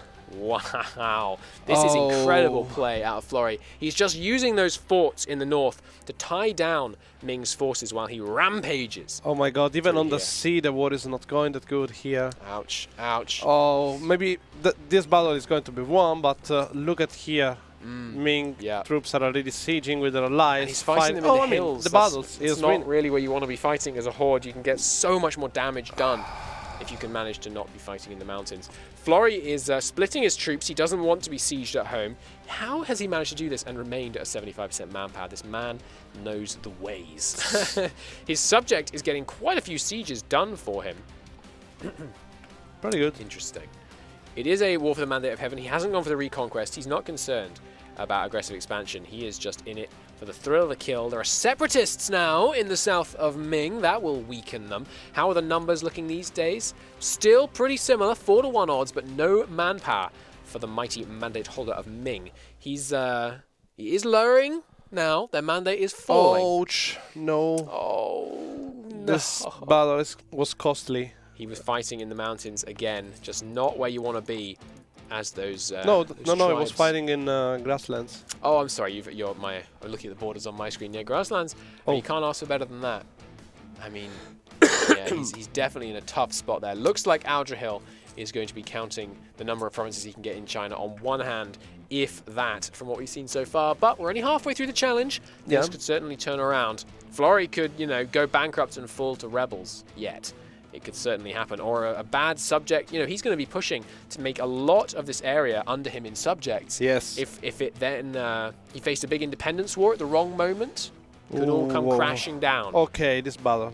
They can win this battle. Oh no, because reinforcements are coming. Oh god, Aldrahill. no. F I mean, they have Aldrahill. the terrain malus, but they're too many. Just too many. Too many. Good battle, general. Damn it. Definitely, yeah. Okay. No, they won actually. They won that battle. My goodness. Yes. Demonstrating the vast power available to the Manchurian horsemen. Look Florry at this looks like amazing in models. a tough spot here. If they were to rush west right now, he would face some serious opposition. But once his 20 stack returns from the north, then those Ming troops are going to find themselves in serious trouble. He's got a decent war score already. He could peace out if he wanted to. So if things look like they're going to go badly, he could always peace out, truce break again. He's whittling down their numbers. Ming started to get some manpower tick up now. Holy. This We'll see. Does Florry have another loans? lost battle here, sadly. Florry actually has no loans right now. Has he gone bankrupt? No, he's not bankrupt, but he actually has no loans. I guess he took some money from Ming at the end of the first war so he could pay back those loans. Interesting. Did he declare before falling Manchu? He declared war on Ming in about 3 months. It was insane. He took 2,500 ducats in the Ming in the peace. Nice. Very nice indeed. Things are not going that good here. I can see that all of Zhengzhou mostly. His siege down. Zhengzhou has basically lost most of the army. As I said, no one can hold it against Aldrahill getting in trouble in this situation. It takes a god to take on Ming in the very beginning of the game, but fortunately for Flurry, a god is what we have performing over here. Look at this. Absolutely destroying those Ming troops when he meets them. It looks like Ming... no, he's just the 4 main ideas so far. He's crushing in there. Still got hold of that capital, which is, of course, giving him that lovely ticking war score. Peace? Peace? What kind of peace are we looking at? No land changing hands, but he is back a tributary under Ming. Interesting. Yep. Interesting. Well, he still has time. He could take Cochin, form... Manchu. Yeah. Did he have to... Oh, I think he had to give up some land in the north, maybe, as well. Didn't he have slightly more land from Yeren than that in the east? Yeah, this was already cord. No, that's this is just a claim, yeah. Yeah, interesting. Well, we'll see if Aldrahill manages to claw his way back. He's still got 14 minutes, so we'll see if he can manage that. The problem is this zero power. Oh, let's look. No banner. Oh yes, quite a few banners. No manpower recovery cost on those, so he's he's got a lot of those come in. Ming trying to reinforce here.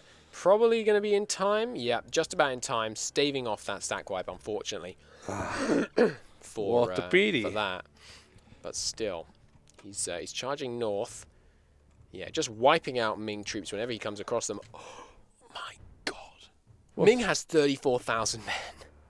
Wow, that is 2-to-1 odds, down from like 9 or 8-to-1. That is insane performance. My goodness me, that is absolutely unbelievable. They are doing sterling work. Those Zhang Zhao cavalry destroying, and now it's time for them to just push in, start sieging land after land after land. The hordes from the north are hungry.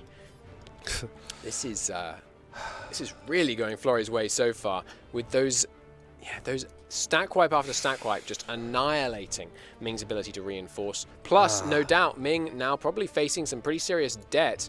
Let's take a look at Ming's financial situation. Yet they have 10 loans, losing 30 ducats a month. All that money that Flurry has taken from them looks like it's put him into something of a debt spiral at this point. He's really struggling. He's not close to bankruptcy. He can still take another 30 ducats in loans. And of course, Flurry is doing Ming a financial favor by wiping out all of those expensive troops.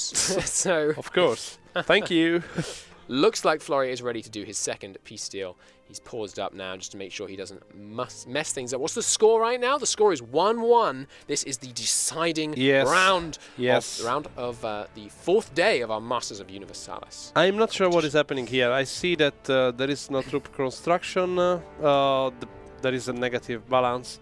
And so I guess that more loans are coming. We just have 9 so far. But there's war. Oh, there's He's war. charging in. No manpower, no money, no problem. Aldrahill is pressing on regardless. You know what? What was that? You talk about Bordigo. Ming. Oh no. Oh no. It's no. It's beautiful. He sliced Ming clean in half, and there go the vassals. Oh my God, it's horrible. Chu, Quin, Zi, Chi, maybe. Based on the pronunciation in the south, and then he's going to hand off some land to those guys. Jesus. Look at that. No. I love it. I love it. This hurts my soul. Okay. Come on. Let's see the instant declaration. No peace. No peace. Bunch more regiments coming in. Mostly just mercenary archers, I think, being raised in these new vassal lands. That is beautiful. That is... No, that warms my heart. It's not. Oh wow! Look at this battle here. There are all the men raising up. He's got 0. No, he's got 27 men fighting bravely against 6,000. That is that's a bold move. Yeah. That's I mean, no, they fled. And there is the third war for the Mandate of Heaven. Really? A third one? Third one already. Oh my god, there is quite an advantage now, because here we still don't even have one province. Yeah. And meanwhile, Ming only has 36,000 men remaining, and each of these new vassals Florry's creating is just training out 1 or 2 troops, just helping out with numbers, helping out with carpet sieges. He goes back in for that siege, and where's the artillery barrage? He's already done it. He's breached his way in. Look at that. Powering through Guangzhou, sorry, the Yangzhou there, absolutely annihilating them. Going to seize that capital in no time Chad is asking for aggressive expansion there. Ah, good point. Let's take a look. He's obviously got a lot against Ming. So far, no one outside of Ming, apart from Cam, is actually capable of joining a coalition against him. So he doesn't need to worry about that just yet. But we will see. Oh, good point. Let's check Korea. Yeah, Korea. Yeah, Korea could definitely join against him. But if he manages to keep Ming's numbers down, I don't know. He might be okay. We'll see. We'll see. Oh. Okay, looks like Florry tried to make a stand against Ming's fleet there. Didn't quite manage to pull it off, but he's caught them in the mountains. Not really where he wants to fight them, but absolutely annihilated them. Have they gone bankrupt? He did take a lot of money from them again, I'm betting. No, not bankrupt yet. Eastern enemy atrocities is a modifier Ming has right now. I think that's the border gore giving them some reduced that's unrest. atrocious, actually. But look at this. There is one single man that was like sieging that wall. It was like, open the gates. Right, charging in, just finding these little Ming stacks. Ming just not. Oh god, they're getting annihilated. Let's look at the comparison here. We've got pretty similar. What is this screen? This screen looks different to me somehow. Shouldn't there also be? Oh, it's naval. I'm an idiot. There we go. Yeah, Ming's morale is a whole point lower, and discipline 4 points lower. That is not what you want to be seeing. Capital's fallen, ticking war score now rocketing up in Florry's favour. Did lose some land in the home territories to a Ming stack with a respectable shock general. Obviously, Florry's a little concerned about this army. He's not just immediately meeting it head on, probably preferring to try and get into a situation where he can lure them to attacking him in the mountains rather than having to do it himself. He's only down to 3,000 manpower now, so he hasn't got it to throw around. That's for sure. Florry is so good at this game? Yes. Yes, that is very true. I should remind you once again, there is a multi-twitch link if you want to watch what Florry's doing to the poor Ming from his perspective at the same time as listening to our wonderful, wonderful commentary on the subject. You can do that. There is a link going around, making the rounds. The first set of Ming separatists have risen up. I suspect they're going to present more of a challenge to Florry at this stage than Ming themselves. Most likely, yeah. They're going to keep coming if he keeps feeding this land to his subjects that isn't their cause. He's going to have some problems with that, but he's making short work of any Ming armies he come across. And have we crossed that critical threshold? We have. Ming now has half as many men as Jiangzhou does in 1457. That's very, very good. That is outrageously good. Yeah. Here we are continuing our war against the other tribes. Absolutely crazy. Get something more, I guess, to fight back the Ming again. That's crazy. That's crazy stuff coming out of Florry here. We're right to tech 4. Almost tech 5. Let me check the attack level. Oh, 4-3-4, 3-3-4. Korea is a solid 4-5-5. I don't know why, but spreading out for that carpet siege now, Florry. He's almost got Cochin done, and will Cochin be enough for him to form Manchu? Yeah, I think that that's the idea. I mean, and then try to push again, because I guess we definitely need to. Sorry? With a lot more banners at his disposal. Yes, but we definitely need to start pushing there, because we have 6 minutes remaining. Yeah. It looks like neither of them are going to take all of China, but Florry is taking a highly respectable amount of China, enough to break the Lions' back. And with them only arraying 17,000 men against his 37,000 at this point, this is becoming insane. Yes. Absolutely crazy. He's going for that carpet siege now, just racking up the war score. Looks like he's angling for a peace out at this point. Not really interested in too many more forts, just grabbing what he can. Losing 34 ducats per turn, but if he can keep taking 2,500 ducats every year from Ming, he'll probably be okay on the financial front. But you know how Florry plays? He's skirting on the edge of ruin at all times. It could all come crashing down. A bankruptcy followed by a huge rebellion could spell the end of Florry's glorious empire here. I'm not saying I expect it, but he's got to bear that in mind. You play with fire, but be careful not to get burned. He is now pushing on to a couple more forts. He just want to crank up that war score a little bit more if he can. He's also just spreading that devastation far and wide. Mandate now coming down at a not too high a rate, but almost going below that critical 50 point where Ming will start trending towards taking, at the worst case scenario, 50% extra shock and fire damage, which will just allow Florry to absolutely melt his armies even more so than he has already been doing. Look at that, another nice peace deal from Florry, yoinking huge amounts of territory down here in South China. Some of it Chu cores, it looks like. Yes, he's probably going to hand off a bit of it to Chu, and then Wu, I believe this is. Yeah, Wu getting released along with Ning. So he's got plenty more subjects to raise up. Just a couple of troops with their base manpower.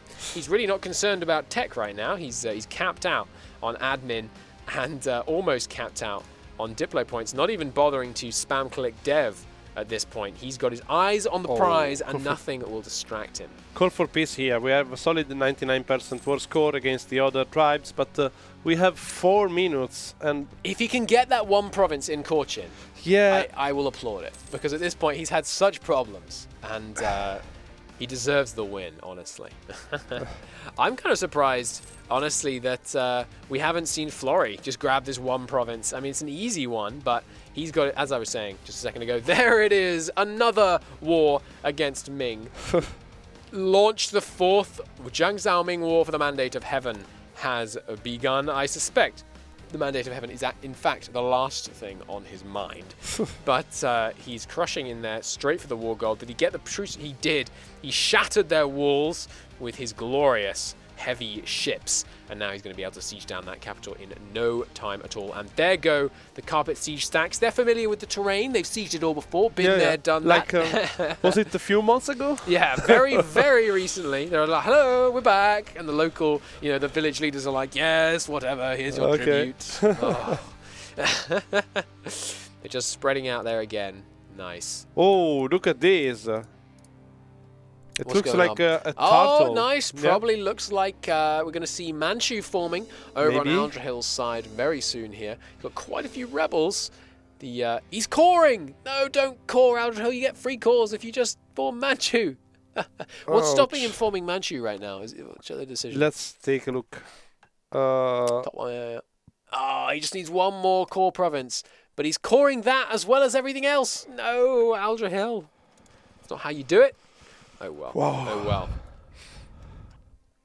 All right, we've got those familiar forts being sieged down once again.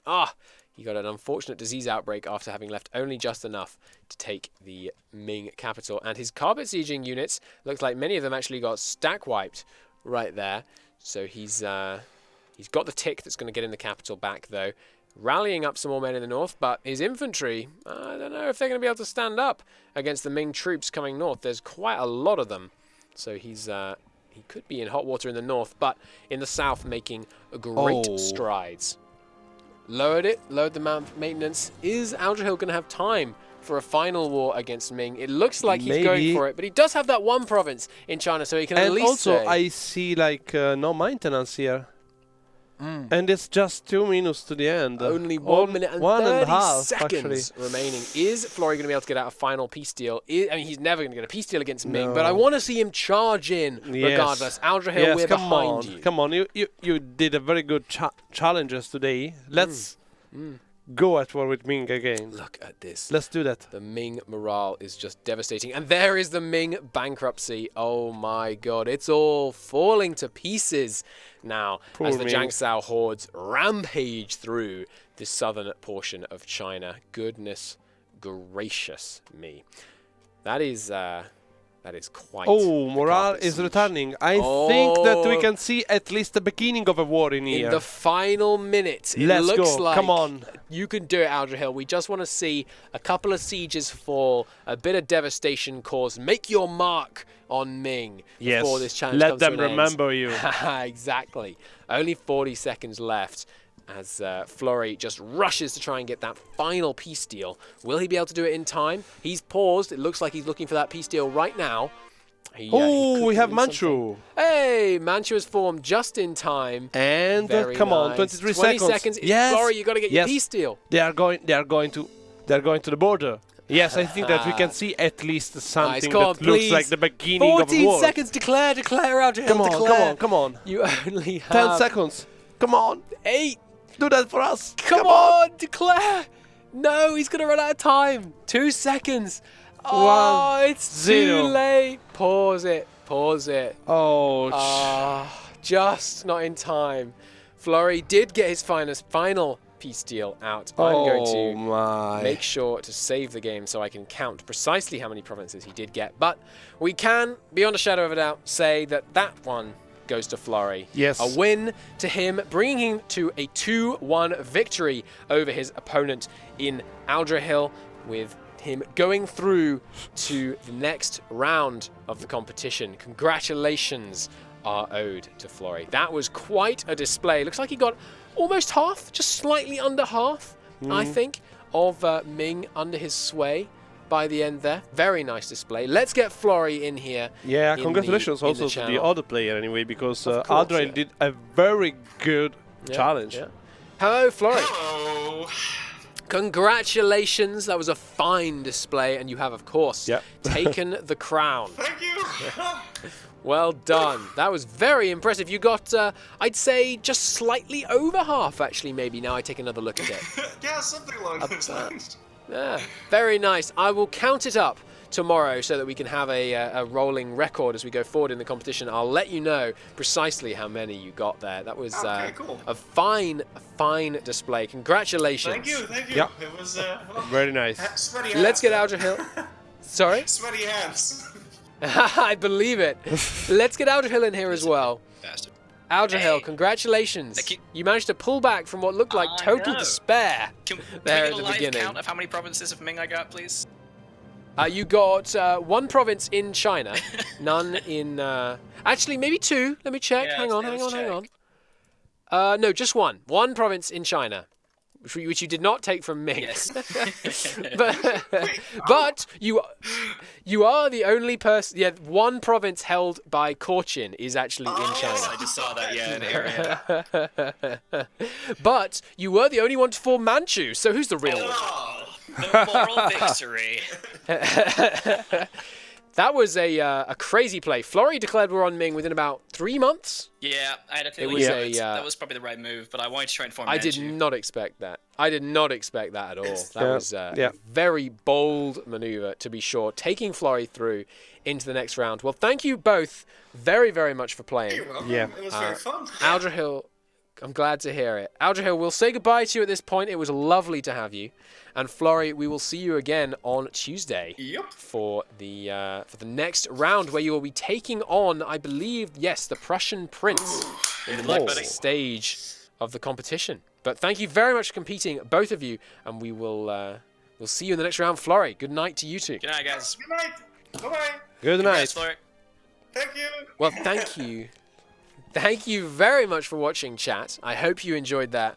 It was a very good time. I loved seeing Flurry's plays there. Yeah. That was crazy. Yeah. And the snake to Rome, the stack wipes, the bankruptcy. That was glorious. I mean, that just like a little river that was going all through Europe and then coming down in Italy and arriving there in Rome. Glorious. Before we leave you, we will give you one final reminder. There is a wonderful sale going on the Paradox store. Oh, yes. The link is in the title. We've got EU4 75% off. If you too want to create modern art such as this, then you can go and get it at the link in the title of the stream at a wonderful, wonderful 75% discount. Do tune in tomorrow, same time, 2000, 8 p.m. CET, when we'll be doing the next round of the Masters of Universalis. This time I will be joined by Starnan, I promise. I know I said that yesterday, but I swear, this time I will be there. Next time, we have Benjamin Magnus Games and Toriel facing off in the first set of the semi-finals of this here tournament. They've both refined their strategies. They've got the experience now. They've felt the pressure of the crucible of the tournament. We'll see how their strategies evolve. I'm curious about which forwards. Challenges are going to be taken. I'm not sure. I think Benjamin was a fan of El Dorado, I believe, so we might see that one make another ride. We'll see if anyone can beat Florry's score of 32 points something. I'll be sure to check so that we can make certain we know who wins. But apart from that, without further ado, we should say goodbye. Thank you very much for watching, chat. It's been a great pleasure. We will see you tomorrow. Bye-bye.